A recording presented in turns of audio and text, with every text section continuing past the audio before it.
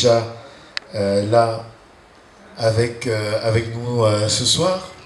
Et merci d'avoir bravé vos agendas et d'avoir également accepté de répondre à notre invitation pour ce soir, pour cette première rencontre Café Débat autour de ce concept que nous allons découvrir ensemble ce soir, mais surtout autour d'une thématique que je pense que tous ici, autant que nous sommes concernés. Merci aussi à l'équipe du Centre culturel africain du Maroc qui accepte de mettre en place cette plateforme, non seulement en tant qu'espace, mais également en tant que programme pour permettre justement que de telles initiatives puissent voir le jour et que nous puissions ensemble contribuer à l'émergence d'une Afrique différente. Je voudrais d'entrée de jeu excuser mon copanéliste et confrère Yvon Languet, qui n'est pas en face de nous ce soir pour des raisons techniques. Donc il est parti de Marrakech, mais à cause des aléas des sociétés de transport, il se trouve à l'heure où je vous parle à Casablanca. Mais il va faire son intervention à distance. Donc nous avons mis en place assez rapidement une solution, un MAPAN. Vous comprendrez pourquoi j'appelle cette solution un MAPAN tout à l'heure. Parce que justement ce soir on va parler des MAPAN et des Sissoko. Et donc il fera son intervention. Le plus important pour nous, c'est de pouvoir effectivement avoir sa contribution sur cette réflexion que nous initions à partir d'aujourd'hui, mais surtout de partager avec vous l'ensemble de nos recherches, les miennes d'une part et celles d'Yvon Languet d'autre part. Donc tout à l'heure, il interviendra à distance et nous aurons justement la chance de pouvoir l'écouter.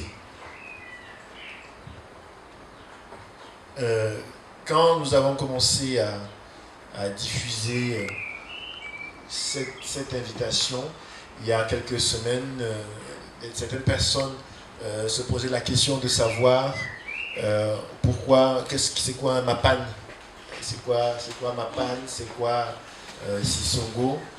Je pense que de toute façon, dans le libellé, ça semble être les deux vocables qui tout de suite ne viennent pas, ne rentrent pas dans le vocabulaire qu'on a souvent rencontré, que ce soit dans la linguistique française ou même en anglais ou bien dans d'autres langues. Cependant, c'est bien un vocabulaire que nous avons choisi à dessein pour cette rencontre et celles qui suivront. Et je commencerai donc dans un premier temps par présenter cette thématique, par définir un peu qu'est-ce que nous avons l'intention de faire comme travail autour de cette thématique et pourquoi nous choisissons d'aborder la question de la migration sous l'angle du MAPAN et du Sissoko. J'expliquerai également pourquoi, après réflexion, nous avons choisi le cas du Cameroun comme exemple pour cette première série. On ne sait pas encore combien de conférences sur la thématique, sur l'exemple du Cameroun nous ferons, mais j'expliquerai pourquoi nous avons choisi de commencer par le Cameroun. Et ça, ce sera dans la partie introductive. Et ensuite, il y aura, si Yvon est déjà connecté, on prendra l'intervention d'Yvon qui nous entretiendra sur les figures de l'invisible, justement le migrant comme personne qu'on ne voit pas, ou qui cherche à exister, mais qui reste toujours invisible. C'est un travail qu'il a engagé il y a quelques temps déjà, je crois 2 ans, et qui faisait suite déjà à un autre premier travail qu'il avait engagé depuis 2011 sur la migration comme un flottement de soi, comme le fait d'être en suspension entre sa terre natale et un ailleurs qu'on ne trouve jamais. Donc ça fait suite à ces travaux-là. Et après, Yvon, je prendrai la parole pour vous exposer aussi ce qui aujourd'hui est je peux dire, l'aboutissement de ma recherche autour de la notion de la migration, qui est pour moi une sorte de bataille à l'intérieur du migrant entre la fatalité, on verra cette fatalité qui s'impose à la personne qui à un moment donné doit partir, et la nécessité d'exister malgré le fait qu'on est parti. Donc voilà un peu le programme pour ce soir en 3 parties, et ensuite vous aurez la parole. Vous aurez la parole pour qu'on puisse échanger sur ce que nous aurons partagé ensemble. Alors, pourquoi le Cameroun? Pour 3 raisons. La première, c'est que beaucoup d'experts qui travaillent sur la question de la migration au Maroc, on est bien dans le cadre du Maroc et du Maghreb, s'accordent à dire que plusieurs migrants rencontrés sont de nationalité camerounaise. Certains chercheurs sont arrivés à se poser la question de savoir est-ce que les personnes qui se présentent comme étant de nationalité camerounaise le sont vraiment, ou c'est justement une façon justement de s'enfuir de sa propre nationalité en empruntant une nationalité de passage pour se présenter, parce que à partir du moment où la personne qui est en face de soi n'a pas une pièce justificative, elle a la liberté en ce moment-là de pouvoir dire ce qu'elle veut d'elle. Mais cette hypothèse a été rapidement battue en brèche, parce que l'expérience a prouvé que selon les régions d'où on vient de l'Afrique, très vite on sait reconnaître ceux qui viennent de l'Afrique de l'Ouest, qui viennent de l'Afrique centrale, qui viennent de l'Afrique de l'Est et de l'Afrique du Nord, et ainsi de suite. Donc tout porte à croire qu'effectivement, au Maghreb en général et au Maroc en particulier, beaucoup de personnes étrangères, on va dire comme ça, sont de nationalité camerounaise. C'est la première raison qui nous a porté à choisir le cas du Cameroun. La deuxième raison, c'est que entre la une de Maroc Hebdo de 2011 sur le péril noir, je ne sais pas si nous nous souvenons de cette fameuse une du journal Maroc Hebdo de février-mars, je ne sais plus très bien, de 2011, qui parlait du péril noir. Entre ce moment-là et dans les actualités les plus récentes, force est de constater que plusieurs fois, quand il y a eu des cas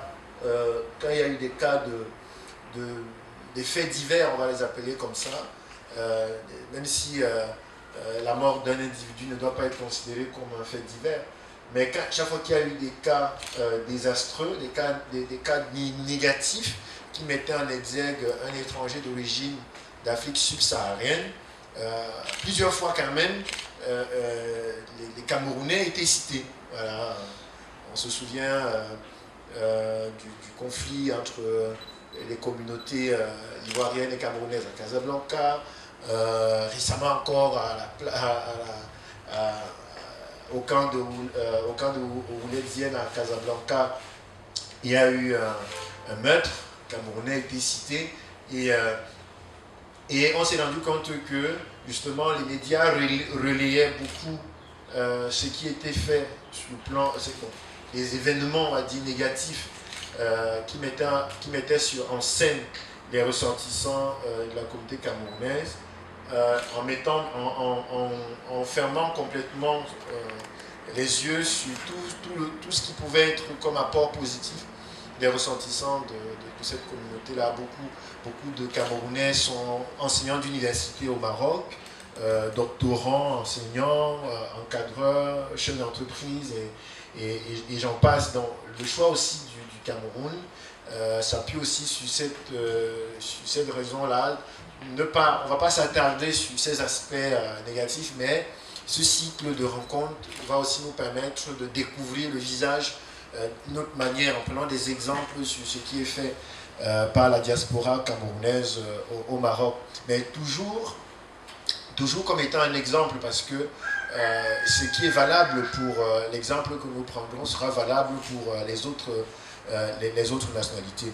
La deuxième raison aussi pour laquelle on a choisi le Cameroun, c'est parce que le Cameroun est souvent présenté comme l'Afrique en miniature. Le melting pot des cultures, des tribus du Cameroun, 250 répertoriés, 250 langues, le dégradé climatique entre la crête du Sahara avec autour du lac Tchad jusqu'à la forêt équatoriale, avec la limite, la frontière avec le Gabon, fait que le Cameroun, dans sa constitution géographique, sociologique, ethnologique, est assez représentatif du Cameroun. Donc c'est aussi l'une des raisons pour lesquelles on a choisi de travailler, de faire ce travail sur la migration subsaharienne au Maroc. Je précise qu'il s'agit de réfléchir sur la migration subsaharienne au Maroc, mais en prenant comme exemple de travail le Cameroun. Alors, qu'est-ce que le Mapan? Alors, Mapan et Sisongo sont des expressions empruntées au camfranglais. Le camfranglais est une langue, une langue parlée par la population camerounaise, qui est une fabrication, je préfère utiliser le terme fabrication naturelle que de parler que d'utiliser un autre terme, qui est une fabrication naturelle. C'est une langue qui est fabriquée par la population et qui emprunte, comme son nom l'indique, camfranglais, qui emprunte dans les langues nationales du Cameroun des expressions qui les mélangent avec du français et de l'anglais. Vous rappelez que les deux langues officielles du Cameroun sont le français et l'anglais. Et des expressions sont tirées des langues nationales. Et ce mélange-là donne une langue qui est parlée par la plupart des Camerounais. Il y a à peu près 20 ans, c'était parlé uniquement par les jeunes. Et du coup, c'était comme une sorte de langage de délinquants. À un moment donné, on le prenait comme un langage de délinquants, mais il se trouve que les jeunes ceux qui avaient 25 ans il y a 20 ans, aujourd'hui ont 45-50 ans et continuent de le parler. Donc ce ne peut plus être le langage des délinquants, c'est devenu un langage à part entière. Il y a des mémoires de master, de thèse, de doctorat qui sont faits sur cette langue.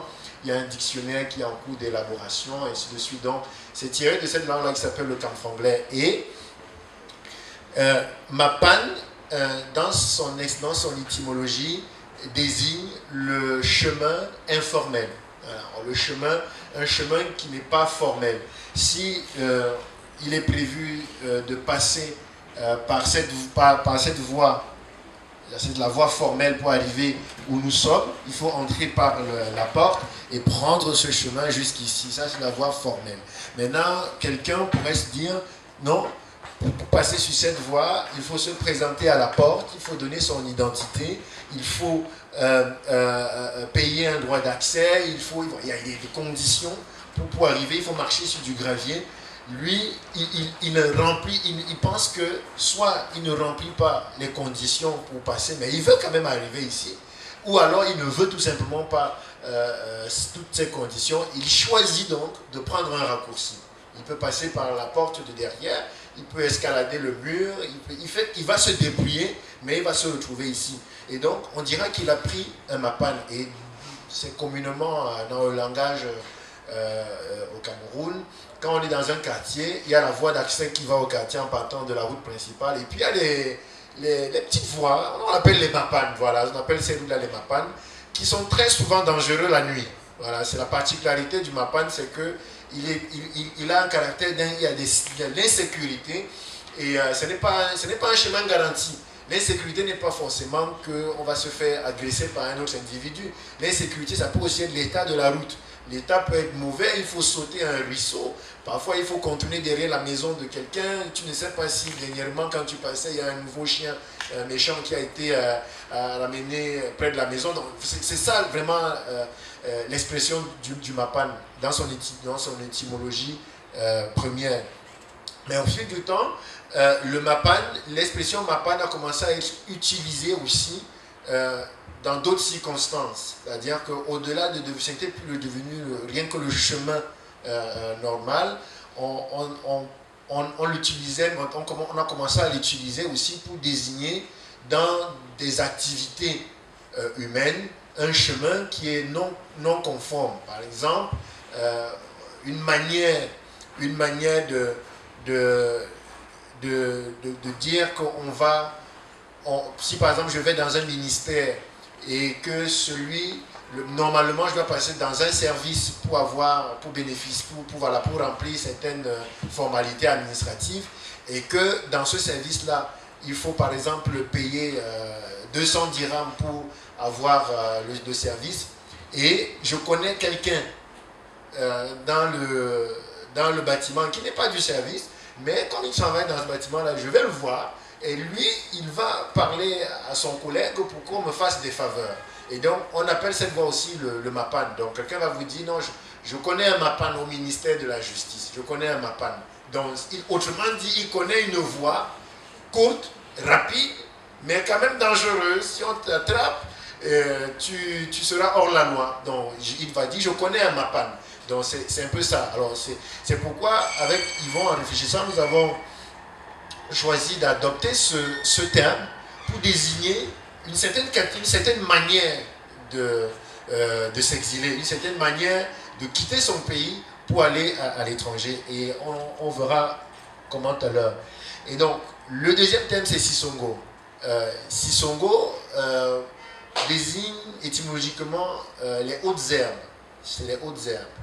Par exemple, il y a une expression française qui dit faire l'école buissonnière. C'est-à-dire que ce sont ces élèves, ces jeunes ados qui, pendant que leurs camarades sont en train de suivre des cours de mathématiques ou de géographie, ont escaladé la barrière de l'école, sont derrière les hautes herbes en train de mener des activités pour lesquelles, en principe, qui n'étaient pas prévues.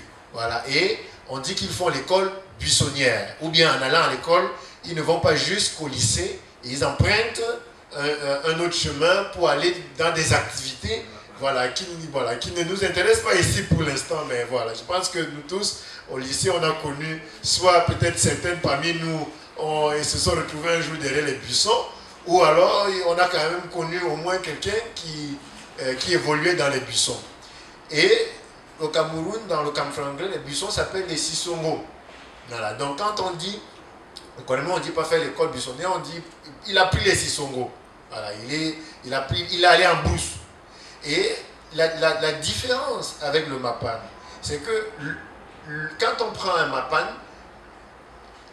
en général on prend le Mapan parce qu'on a un objectif. Voilà, on a un objectif clair et on a des obstacles sur la voie normale. Et en ce moment-là, on décide de prendre le Mapan pour atteindre un objectif clairement, un objectif justifié, un objectif qu'on pourrait dire correct. Alors que le Sisongo, par définition, est une voie illégale. Dès que celui qui décide de prendre le Sisongo, rien que par le fait de prendre le Sisongo, c'est déjà, on va dire, c'est déjà un hors-la-loi. Le Sisongo, par définition, il est déjà dans une situation de hors-la-loi. Et donc, le Sisongo, par définition, est un repère dangereux. Voilà, parce qu'on se cache, c'est vraiment ça l'expression, on est dans les hautes herbes, on est dans les Sisongo, on est dans la brousse. En général, il y a l'expression, on a dit, tu cherches quelqu'un, on te dit, il a pris les Sisongo. Donc ça veut dire, ne le cherche plus. Et si tu fouilles tellement, tu vas arriver dans un endroit où ça sera dangereux pour ta propre sécurité. Donc on dit, il a pris Il a pris les Sissoko. Donc voilà pourquoi, parlons du paradoxe de l'exil. Justement, c'est parce que il y a dans l'exil des luttes internes qui font que parfois ce pourquoi on est sorti, à un moment donné, on ne sait même plus pourquoi on a quitté son pays. On ne sait plus si la raison qui nous a poussé à quitter, elle est toujours valable. Si elle est valable, est-ce qu'on l'a atteint? Même si on l'a atteint, est-ce qu'on est satisfait? Donc il y a cette forme cette situation paradoxale qui font quand même, qui amène pas forcément des sensations de bonheur à chaque fois. Et c'est pour ça qu'on parle de paradoxe, parce qu'il y a un mélange de déception et de satisfaction, de douleur et de joie, de souffrance et d'extase. On ne sait plus trop parfois dans quel cadre se prononcer. Et alors, nous parlons de qui est-ce qu'on va parler ici. On va parler du migrant, mais c'est qui le migrant? Le migrant, c'est l'étudiant qui est parti de son pays, il a migré de son pays pour aller étudier ailleurs. Le migrant, c'est le travailleur qui travaille, qui a soit quitté son pays pour un travail au Maroc, ou qui a quitté son pays pour étudier et qui maintenant travaille au Maroc, ou qui a quitté son pays dans un autre cadre, qui n'avait pas l'intention de travailler, qui travaille maintenant, il demeure un migrant. Le migrant, c'est aussi l'entrepreneur, voilà, qui est parti de son pays parce que bon, voilà, le Maroc semblait être un terrain favorable pour le business, et il est venu au Maroc s'installer pour créer quelque chose, pour développer un projet entrepreneurial. Le migrant, c'est le diplomate. Le diplomate qui ne vit pas dans son pays, qui a bougé, et qui est justement dans une situation instable parce que d'un moment à l'autre, par décret présidentiel, il peut bouger encore d'un moment à l'autre. Le migrant, c'est aussi cette personne qu'on a choisi d'appeler le conquérant. Le conquérant, c'est le terme le plus neutre, ou on va dire positif, qu'on a choisi pour désigner ces personnes qui ne sont ni étudiants, ni travailleurs, ni diplomates, ni entrepreneurs, et qui sont tout simplement sortis parce qu'ils sont à la conquête de quelque chose. Voilà, c'est pour ça qu'on les appelle des conquérants. Ils sont à la conquête de quelque chose. Parfois, on ne sait pas ce qu'il cherche, on ne sait pas pourquoi il est là. Parfois, lui-même, il ne sait pas ce qu'il cherche, mais il sait juste qu'il cherche quelque chose. Et on les désigne, on a choisi de les désigner comme des conquérants, parce qu'il faut se le dire, ce n'est pas évident de quitter son pays et de partir. Quelle que soit l'identité du migrant, qu'on soit étudiant, qu'on soit travailleur, qu'on soit diplomate, qu'on soit entrepreneur, qu'on soit conquérant, ce n'est pas facile de tout quitter pour partir. Je pense que tout le monde qui est ici comme étranger aurait souhaité que le jour où il partait, que tout le monde dans sa maison parte avec lui, et que la même maison, on la déplace, on vient la planter ici avec les mêmes coins où il avait ses amis du quartier et tout ça, qu'on aurait voulu déplacer tout ça. Et on part avec une sorte d'arrachement. Il n'y a personne qui part en étant totalement content de partir. Alors, je vais juste marquer une petite pause d'1 minute, comme je vous ai dit, pour vérifier si Yvon est déjà en ligne. Alors, bonsoir à tous. Je tiens, avant de commencer, alors je vais essayer d'être le plus bref possible.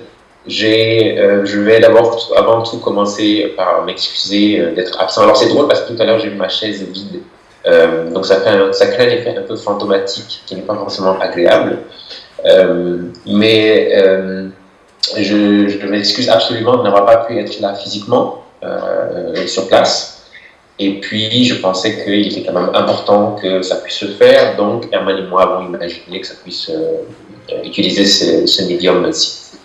Donc, si jamais il y a un problème technique, n'hésitez pas à m'interrompre, ou bien s'il y a des problèmes d'audition, voilà, je pourrais éventuellement m'adapter par rapport à ça. Ça, c'est une première chose. Donc, je remercie aussi Herman et tout l'effort qui a été mis en place, de même que le Centre culturel africain, voilà, pour cette opportunité de m'exprimer un peu. Alors, je vais essayer de faire le plus court possible. À l'invitation d'Herman, en fait, j'ai donc décidé de faire une présentation qui s'appellerait Les contours des figures invisibles, et qui est en fait un point de vue plus développé à partir de mon expérience sur le terrain. Je travaille et je vis au Maroc comme commissaire d'exposition et comme graphiste.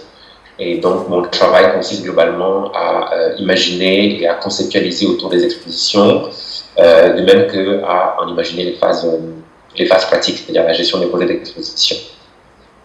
Voilà, globalement. Et donc, dans ce cadre-là, j'ai été invité il y a quelques mois, enfin, il y a à peu près maintenant 1 an en réalité, en décembre 2017, pour faire une exposition à la Villa des Arts sur les travaux de migrants. Voilà, donc ça c'est un peu le contexte, ce que j'appelle les travaux de migrants. C'est un projet qui a été mis en place par un groupe qui s'appelle Arts for Advocacy et qui est un groupe de recherche rattaché à l'université de Édimbourg et de Kiel, et qui a développé un projet de recherche au Maroc où en fait ils font un travail de collecte et d'expérimentation pour voir un peu comment les méthodes de recherche en sciences sociales peuvent se compléter aux méthodes artistiques pour traiter des questions engagées et développer une forme d'activisme vis-à-vis de la question migratoire, notamment au Maroc. Donc ça s'appelle Arts for Advocacy, je pense qu'il y a une page que vous pouvez retrouver sur Facebook, de même qu'un site internet. Donc voilà pour le contexte un peu. Donc, je vais donc commencer un peu, en fait, rapidement ma présentation. Donc c'est une réflexion qui est le fruit d'une forme de tension en fait qui est née de 2 événements en fait majeurs, 2 événements clés en fait en fin 2017 à peu près. En fait, je pense que le deuxième c'était vraiment début 2018 pour être plus précis. Donc d'un côté en fait je suis invité à faire une exposition qui présente les travaux de migrants à la Villa des Arts de Rabat, et de l'autre côté juste quelques mois après il y a en fait aux frontières en fait, du Maroc et de l'Espagne, à Ceuta, c'était le 22 août exactement 2018. Il y a à peu près 200 jeunes en fait, qui sont en situation de migration et qui jubilent en fait, aux yeux du monde pour avoir foulé le sol de l'Espagne en criant Boza. Bien sûr, Boza, c'est un terme qui, je pense, pour du moins ceux qui sont d'Afrique subsaharienne et peut-être d'autres aussi, c'est un terme qui vous est familier, dans la mesure où en fait ça représente en fait c'est un terme qui est en usage en fait par les personnes en migration pour définir à la fois le fait de traverser la frontière mais aussi le succès même que ça représente. Donc c'est à la fois une onomatopée mais aussi une sorte d'expression jubilatoire finalement de ce succès-là.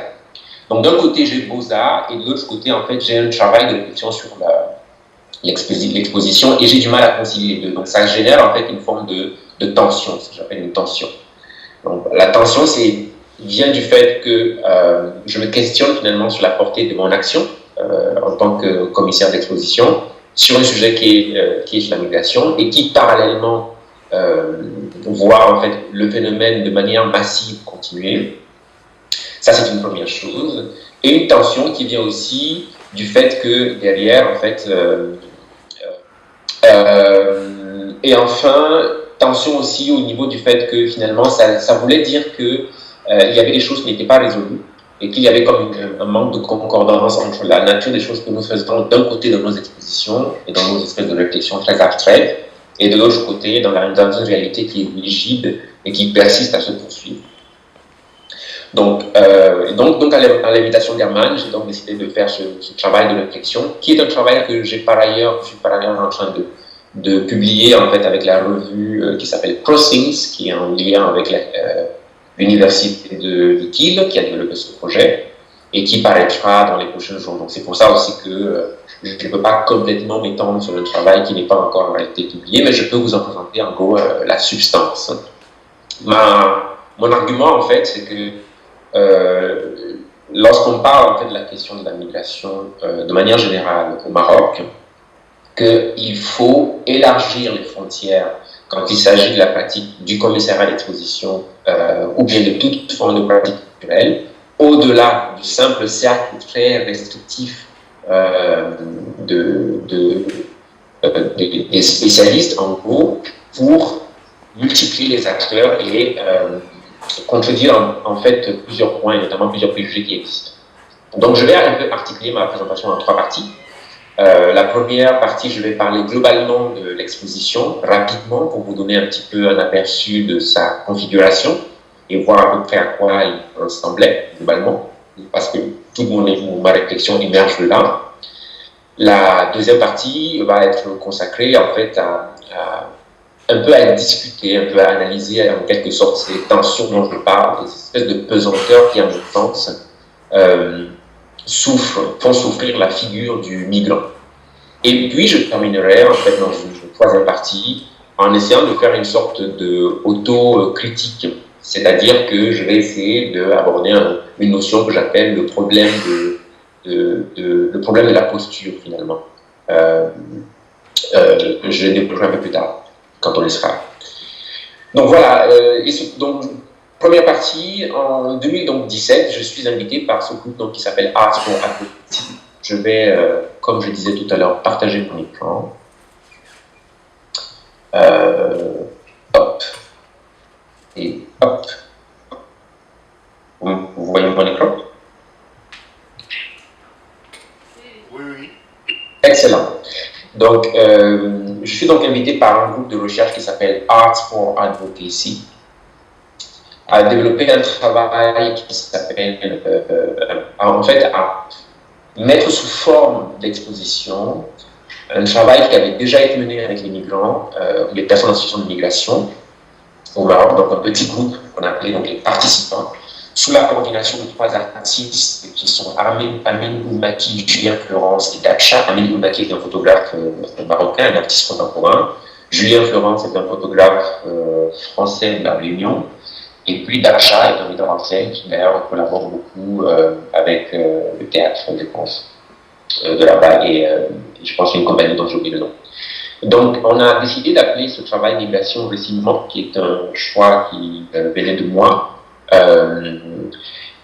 Puisque en gros, il faut comprendre qu'il y avait 2 phases. La première phase, c'était de donner lieu finalement, avec les articles et les participants, de faire un travail un peu psychologique sur le terrain, c'est-à-dire comment est-ce qu'on peut constituer des groupes de recherche, etc., etc.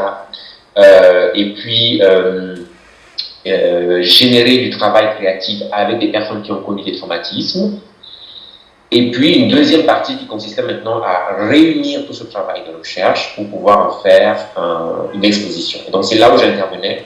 C'était un peu sortir toute cette matière du cadre strictement de la recherche artistique et scientifique pour en faire une exposition. Donc à rajouter un peu à ça une dimension politique. Donc ce que je vous ai en train de voir sous les yeux, c'est le catalogue de cette exposition.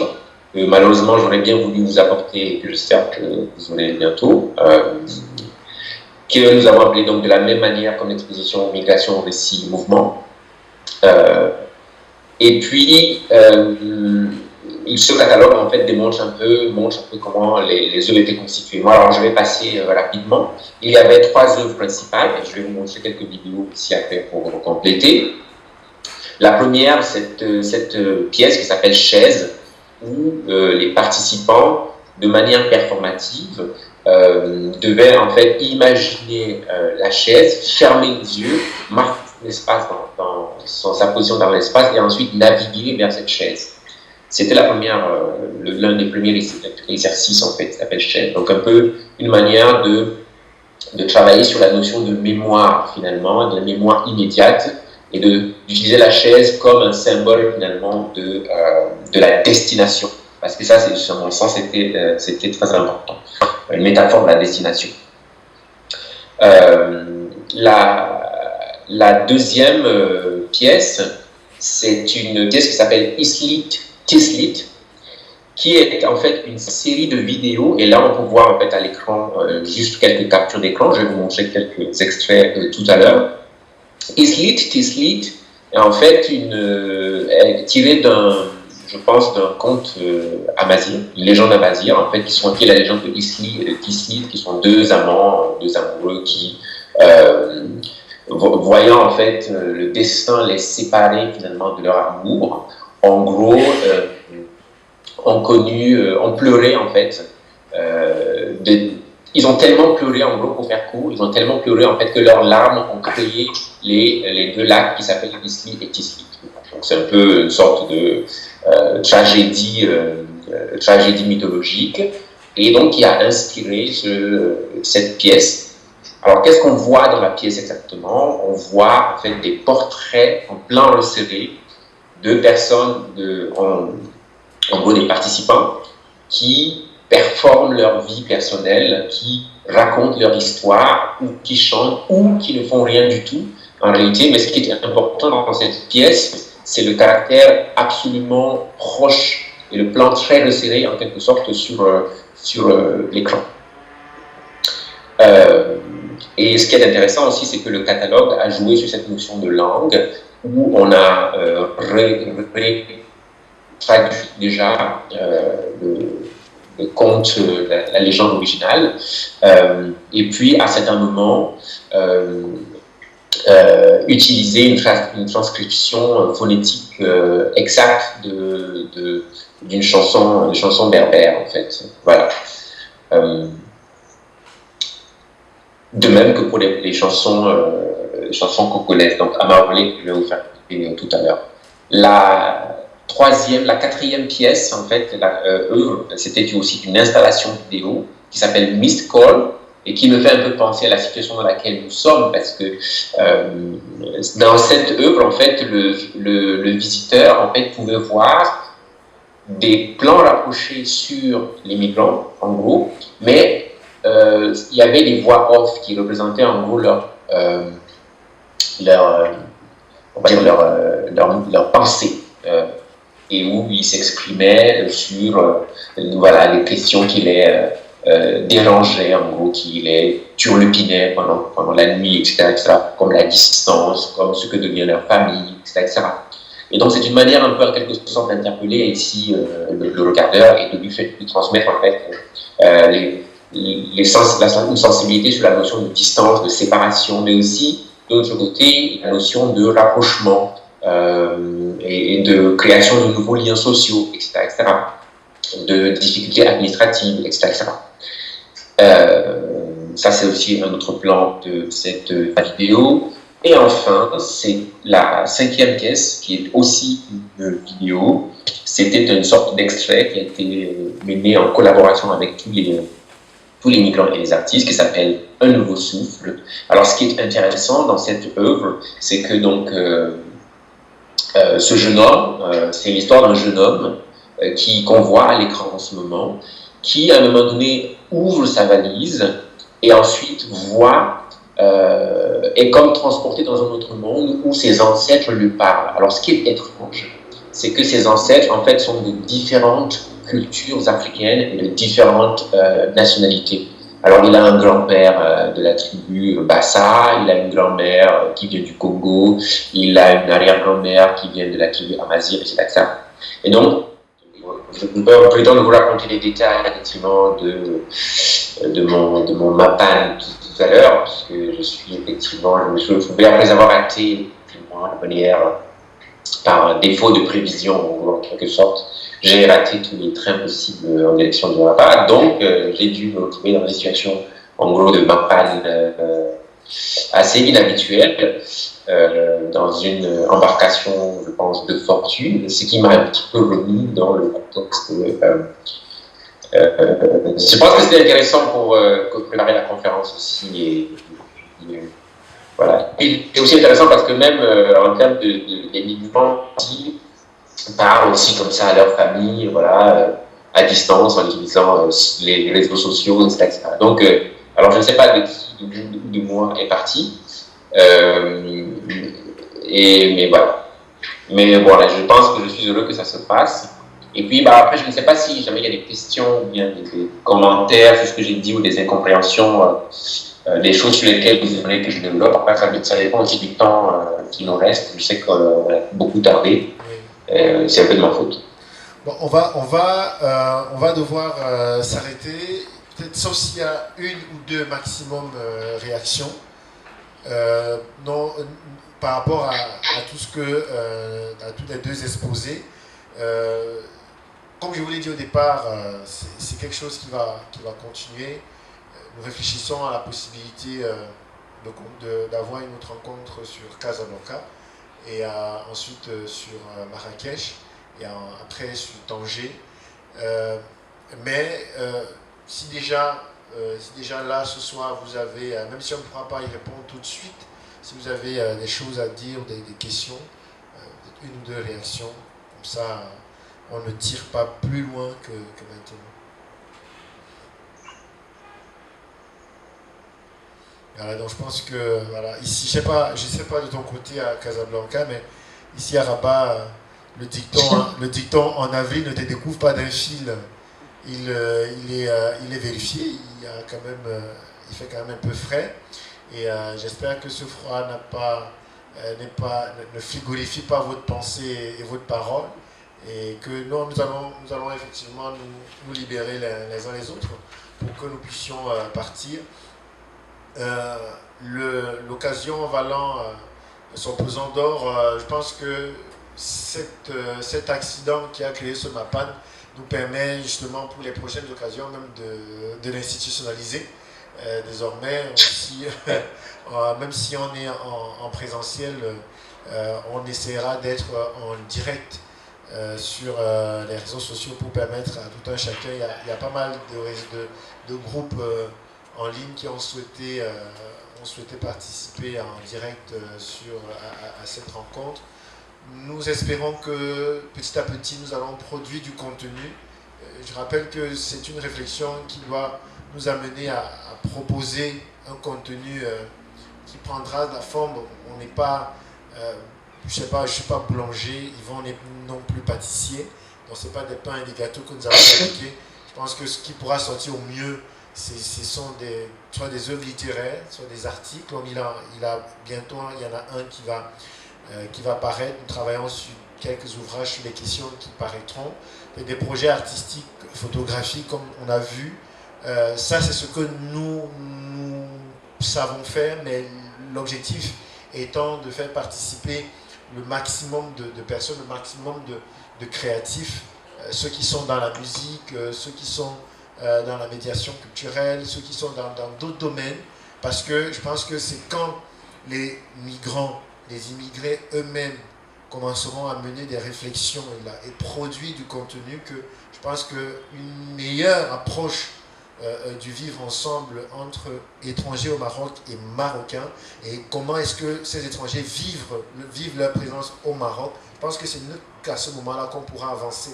Parce qu'il y a beaucoup de choses qui ne sont pas dites, beaucoup de souffrances qui sont vécues dans le silence. Et parfois, un musicien mettant en musique quelque chose ou un chercheur mettant par écrit quelque chose, ça permet à quelqu'un d'autre de savoir que je ne suis pas seul. D'autres personnes vivent les mêmes choses que moi. Et je pense que des langues se déliant, c'est des âmes aussi qui se libèrent. Et c'est une nouvelle identité qui se crée et qui s'assume. Je ne sais pas, Yvon, si tu avais un dernier mot pour que nous puissions conclure. Globalement, non, je pense que tu as dit l'essentiel sur ça. Mais après, c'est un débat, c'est une question que je lance comme ça parce que c'est aussi une question à laquelle une question que je me pose. C'est sur la question du rôle finalement des migrants, ce qu'on appelle les migrants. Déjà, ça, c'est aussi, on n'a pas parlé de ça, mais c'est aussi une question qui était claire, entre parenthèses, sur le fait de réduire, en fait, ontologiquement des êtres à leur statut de migrant. Et donc, je me suis plusieurs fois fait reprendre sur l'idée qu'on ne peut pas dire. En anglais, ça passe de dire migrants, mais en français, c'est un peu plus difficile de dire des migrants parce que c'est comme si le but et l'ontologie de ces personnes, c'était être migrant et rien d'autre. Et donc, on préfère dire personne en situation de migration à côté de toutes les autres situations humaines qui lui sont naturellement dues. Voilà. Et donc, juste pour fermer cette parenthèse, c'est l'idée que les personnes en gros en situation de migration ont un rôle à jouer dans ce type d'éclairage. Ça, c'est une question, je pense, qui doit être, je pense, voilà, d'une manière ou d'une autre abordée, dans la mesure où elles n'ont pas forcément la volonté ni la configuration. Donc, on est dans une sorte de paradoxe. C'est-à-dire que, entre nous, Herman et toi, et moi, pour pouvoir parler ici, en gros, devant n'importe quel type de public, il faut une assise, n'est-ce pas? Une assise, une inscription sociale, une sorte de légitimité, d'accord, qui fait qu'on a une voix. Et ça, c'est aussi important pour voir, en fait. Donc, je pense que le débat doit être là, même au niveau activiste, etc. C'est de réfléchir à qu'est-ce qui, finalement, offre la voix aux gens entre la configuration sociale, mais aussi les volontés même de ces personnes. Parce que je ne suis pas sûr que tout le monde veuille contribuer à cet exercice. C'est à la fois ouvert et fermé. Voilà, c'est tout. Merci, c'est à la fois ouvert et fermé. Comprenez le paradoxe de l'exil. C'est cela, mais nous espérons que l'ouverture permettra à ceux qui peuvent passer d'entrée. Il y a cette parole puissante d'un livre qui est sur le chevet de mon lit, qui dit que le chemin d'accès au paradis est une porte étroite et seuls les violents peuvent y passer. Donc c'est à la fois ouvert, c'est à la fois fermé. Et il faut se faire violence, il faut être violent, il faut passer avec puissance pour arriver à y passer. Mais j'ose croire que vous qui êtes là ce soir, vous avez accepté de vous faire violence et que vous passerez par là. Merci énormément. C'est pas évident d'écouter deux individus qui... oui,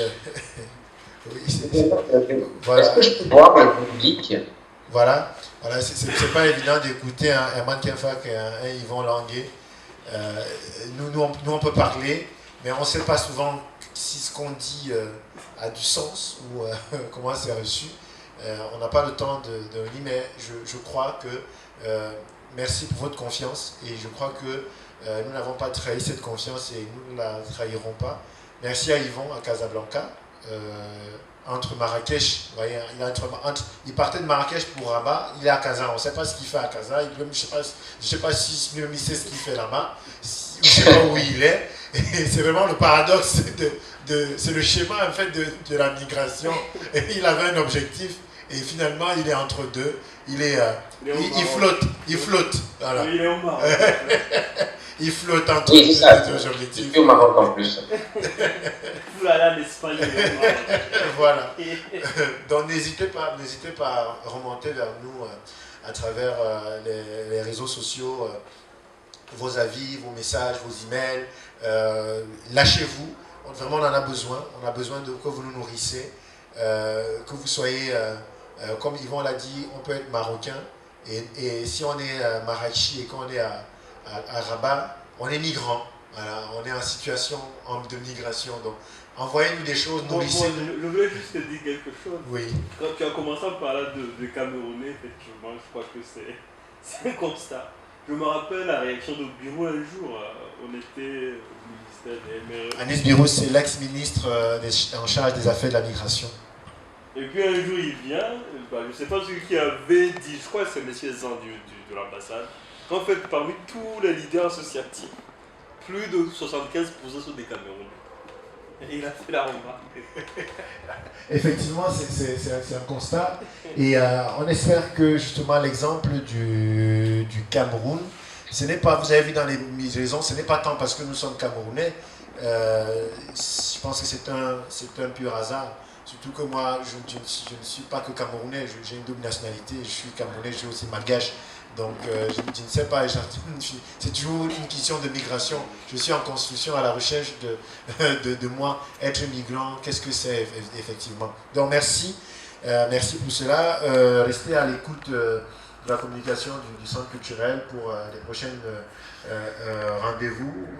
Le thème ne changera pas, ce sera Mapa Songo, les paradoxes de l'exil. Il y aura toujours parfois un sous-thème, mais on restera focalisé sur cette thématique.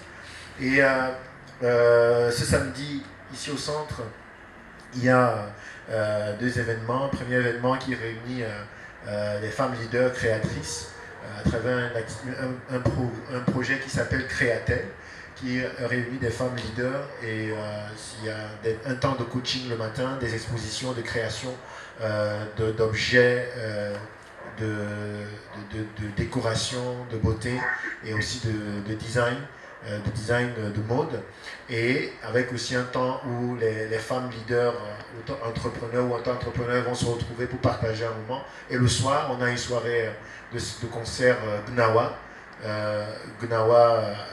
à partir de 20h.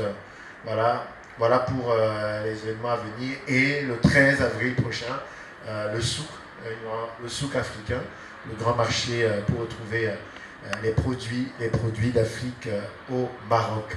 Merci à toute l'équipe.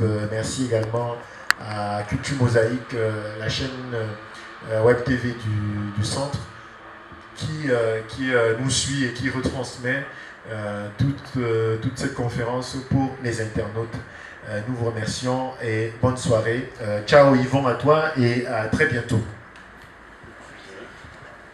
Merci beaucoup pour votre patience.